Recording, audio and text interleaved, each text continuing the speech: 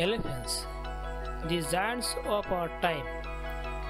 এই সময়ের দৈত্য হাতি। হাতি এক অদ্ভুত প্রাণী। আফ্রিকা ও এশিয়া মহাদেশে হাতি দেখা যায়। বাংলাদেশের পার্বত্য অঞ্চলে হাতি দেখা যায়। দৈত্যকারের প্রাণীগুলো পৃথিবীর বৃহত্তম স্থল প্রাণী। তাদের আকৃতি দৃষ্টিনত। হাতির শক্তি দেখে আমরা মুগ্ধ হই।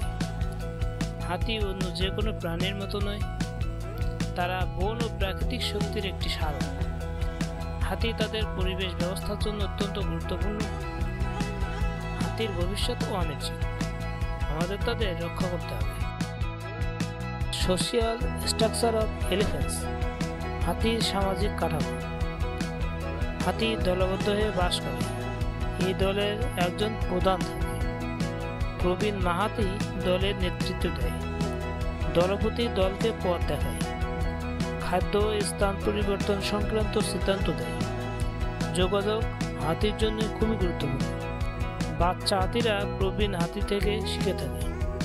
তারা প্রবীণদের আচরণ পর্যবেক্ষণ ও অনুসরণ করে। হাতিদের মধ্যে বন্ধন খুবই দৃঢ়।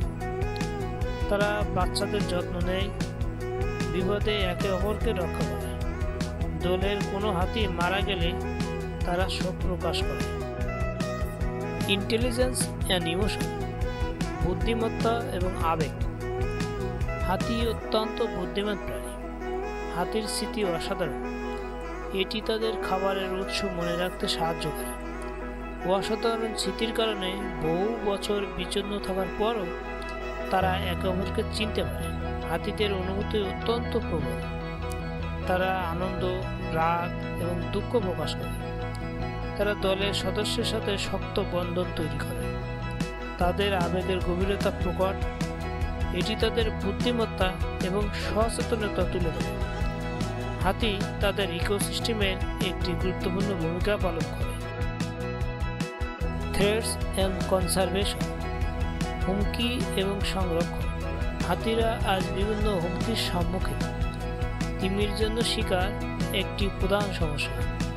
মানব সভ্যতার বিকাশের কারণে বাসস্থানের ক্ষতি একটি চ্যালেঞ্জ। তাই সংরক্ষণ প্রচেষ্টা অত্যন্ত গুরুত্বপূর্ণ। আমাদের হাতির বাসস্থান রক্ষা করতে হবে। শিকার এবং অবৈধ তিমির বাণিজ্যের বিরুদ্ধে যুদ্ধ করতে হবে। সাথে শিক্ষা এবং সচেতনতা অপরিহার্য।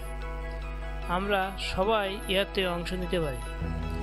হাতি রক্ষা সংস্থাগুলোকে সমর্থন করতে হবে।